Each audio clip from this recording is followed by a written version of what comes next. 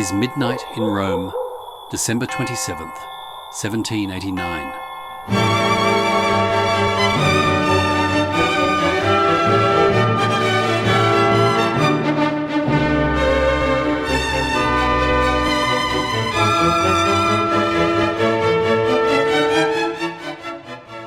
Vatican authorities move swiftly through the shadows, hunting a man whose very name evokes whispers of magic and mystery. Their quarry? Count Alessandro Cagliostro, famed Freemason and occultist, a man adored by many, feared by more. Yet the story of Count Cagliostro did not begin here, nor would it end quietly. Born Jeppe Balsamo, a streetwise youth from Sicily, his path from poverty to prominence became one of the most extraordinary tales of the Enlightenment. Cagliostro is quite simply an enigma, wrapped in historical contradictions. He was both genuine healer and consummate fraud, a brilliant showman whose very presence seemed to defy rational explanation. Blending Freemasonry with alchemy, magic with medicine, and truth with illusion, Count Cagliostro captivated European high society.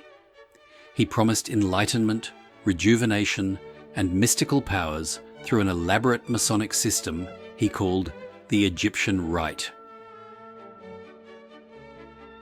The initiates, clad in white with colored sashes, entered by degrees into a candlelit temple. At its center sat the Grand Mistress, the Queen of Sheba herself, as the Grand Copt promised them regeneration of body and soul. What Cagliostro created was revolutionary for its time. Mixed gender lodges, exotic rituals steeped in Egyptian symbolism, things utterly unprecedented within traditional Freemasonry. His charismatic presence and these radical innovations made him both incredibly popular and dangerously controversial. But beneath the glamour lay shadows. Implicated unjustly in the infamous affair of the diamond necklace, Cagliostro's dazzling ascent ended in imprisonment and exile. Hunted by the Church, betrayed by his closest confidants, his journey became a symbol of Enlightenment Europe's fascination and fear of the occult.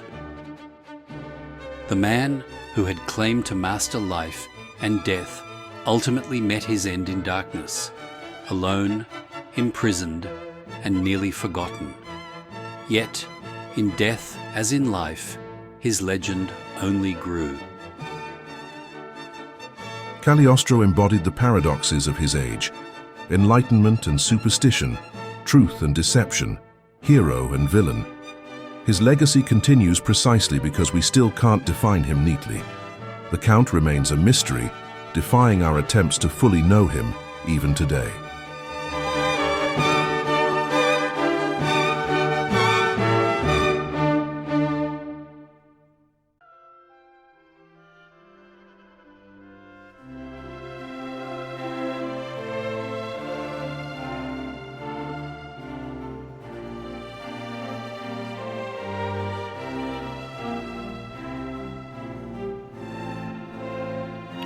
Good evening, and welcome to tonight's presentation From the Quarries, an archive of Masonic lore.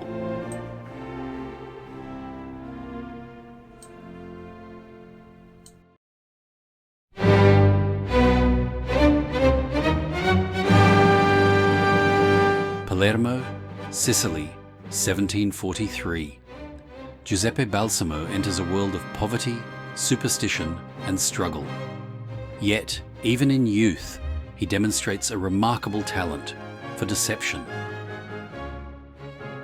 He duped a goldsmith, persuading him to fund a treasure hunt, only to vanish in the night amid faked demonic cries, leaving his victim convinced that spirits had robbed him.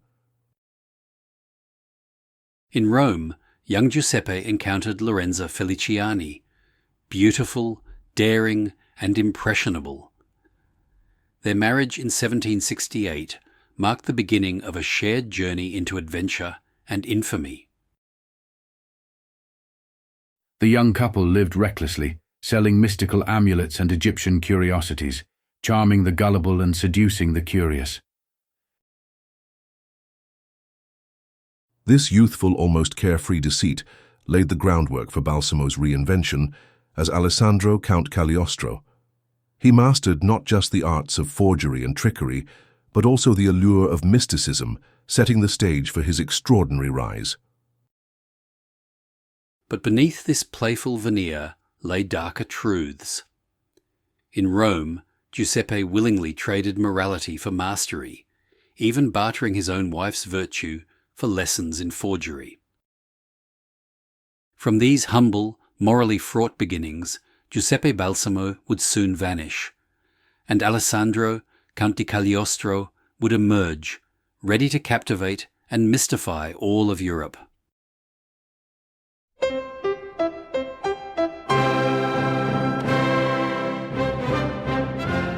London, April 1777. Jeppe Balsamo, now transformed into Alessandro, Count di Cagliostro, steps into the candlelit halls of Esperance Lodge, Gerrard Street. Here begins his profound journey into Freemasonry. Joseph Cagliostro was admitted a Mason into Esperance Lodge number 289 in Gerrard Street, Soho, establishing his first legitimate foothold in the secretive fraternity. In Freemasonry, Cagliostro found something powerful: a network of influential men, rituals rich in symbolism, and a stage perfectly suited to his charisma. It offered legitimacy and the perfect cover for his grand ambitions. In the bustling London markets, Cagliostro discovered an obscure manuscript attributed to one George Gaston. Its pages hinted at an ancient, mysterious Egyptian masonry, arcane rites promising profound spiritual transformation. This mysterious document, brimming with Kabbalistic secrets and ancient wisdom, sparked within Cagliostro the audacious idea of creating his own Masonic rite, one infused with magic, ritual, and Eastern mystery. Cagliostro recognized the hunger among Europe's aristocratic elites for esoteric knowledge and spiritual renewal. He seized on this craving brilliantly, blending genuine Masonic symbolism with theatrics and charisma to create his Egyptian Rite. Armed with his charismatic persona, a head full of arcane secrets, and his new Masonic credentials, Cagliostro embarked upon a dazzling tour of Europe's courts and lodges, captivating, mystifying, and transforming all who encountered him. But as his reputation soared, so too did whispers of doubt. Was Cagliostro a true, enlightened adept, or merely Europe's greatest charlatan?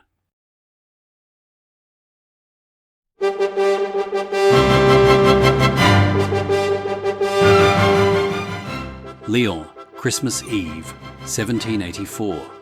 In the candlelit chambers of a stately mansion, Count Cagliostro establishes La Sagesse Triomphante, triumphant wisdom, the mother lodge of his extraordinary creation, Egyptian Freemasonry. The initiates, solemn and silent, entered the temple adorned with ancient symbols. At its heart, the Grand Mistress, Queen of Sheba, presided upon her throne, while the Grand Copt promised spiritual and bodily regeneration. What distinguished Cagliostro's Egyptian rite was not merely theatrical flourish, it was revolutionary. It accepted both men and women, a startling break from traditional masonry. And at its heart lay a promise no other lodge dared to make: total human transformation. Every initiation was meticulously staged. Midnight rituals, symbolic garments, and mystical chants. Cagliostro's wife, Lorenza, embodied the Queen of Sheba, heightening the drama and allure. All promised profound spiritual enlightenment, even immortality. Cagliostro's rituals intoxicated the elite. Noble women willingly gave large sums, sacrificing their fortunes at the altar of mysticism. Paris called him Le Divin Cagliostro, the Divine Cagliostro.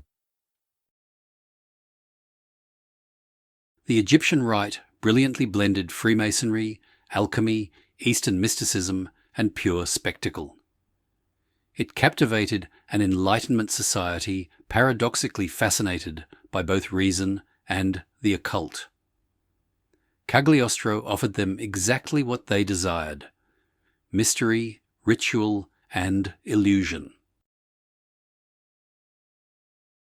Yet beneath the opulent ceremonies and esoteric promises, suspicion began to gather.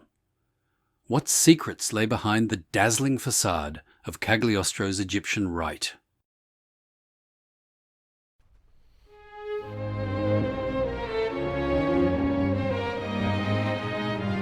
Paris, 1785. At the height of his fame, Count Cagliostro captivates the aristocracy. His salons brim with whispered secrets, spectral apparitions, and the allure of forbidden knowledge. Invitations to Cagliostro's evenings became Paris's most coveted prize. He summoned the shades of ancient heroes and deceased kings, mesmerizing even the city's most skeptical minds. In Parisian high society, occultism was fashionable. Part mysticism, part theatricality. Cagliostro, with his compelling personality and mesmerizing charisma, became the city's star attraction. Yet, this fame set the stage for scandal. But beneath the glittering surface, treachery brewed. Cagliostro's patron, Cardinal de Rohan, became ensnared in a daring fraud, the affair of the diamond necklace. The affair of the diamond necklace was a scandalous 1785 fraud in which Cardinal de Rohan was duped into purchasing an extravagant diamond necklace, falsely believing it would win him the favor of Queen Marie Antoinette. Though innocent, Cagliostro would soon find himself dragged into the scandalous intrigue. In a salon lit by countless candles, Cagliostro proclaimed to Rohan's success, royal favor, and triumph. This prophecy, however dazzling, would soon collapse into shame and imprisonment. Cagliostro's downfall in Paris was sudden and spectacular. Despite his innocence, his closeness to Cardinal Rohan made him vulnerable. He became the perfect scapegoat, a symbol of the excesses and dangers of the occult. On August 15th, 1785, amidst royal festivities at Versailles, Cardinal Rohan and Count Cagliostro were arrested, plunging Paris into scandal, and Cagliostro into the darkness of the Bastille. The affair of the diamond necklace had shattered his golden facade. Acquitted but exiled, Cagliostro's fame turned bitter, marking the beginning of the end.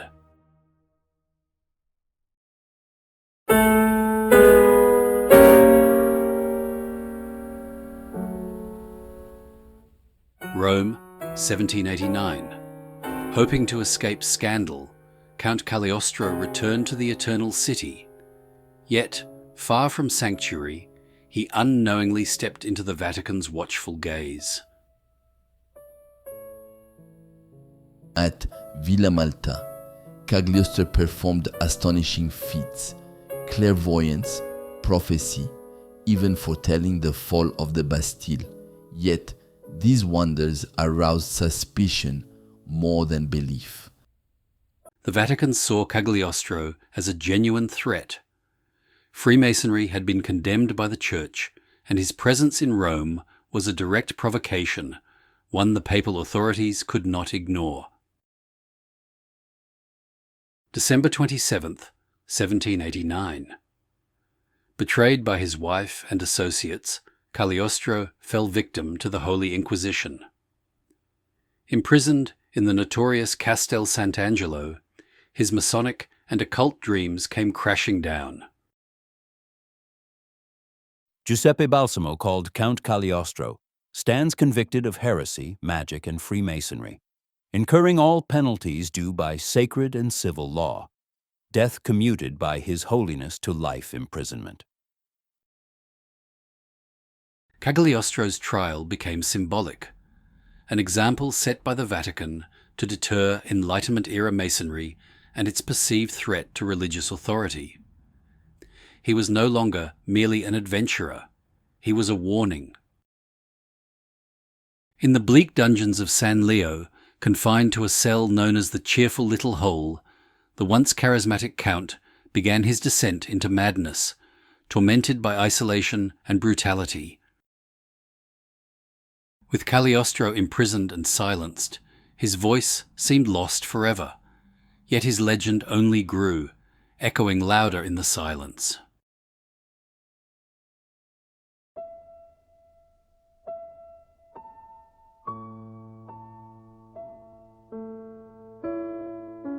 In the remote fortress of San Leo, imprisoned deep within its walls, Alessandro Cagliostro's final act unfolded. Isolated, tormented, his mystique reduced to anguished echoes. The prisoner Balsamo, known as Cagliostro, suffers mental disintegration. His nights filled with screams, his mind consumed by despair and hallucination. On August 26, 1795, Cagliostro died, alone, imprisoned, his enigmatic life reduced to an official note. He died unlamented. But death did not extinguish his legend. Throughout the 19th and 20th centuries, Cagliostro continued to captivate, appearing in literature, theatre, cinema, and inspiring esoteric masonry across Europe. Cagliostro, prince of quacks, quack of quacks. Yet there was genius in his deception. He embodied the soul's yearning for mystery in an age of reason. Cagliostro's true legacy isn't defined by magic or fraud alone, but by the questions he leaves behind. He forces us to reflect on why rational minds seek mystery and why humanity remains fascinated by the line separating truth from illusion. Count Alessandro Cagliostro, forever caught between history and legend, enlightenment and mystery, truth and illusion.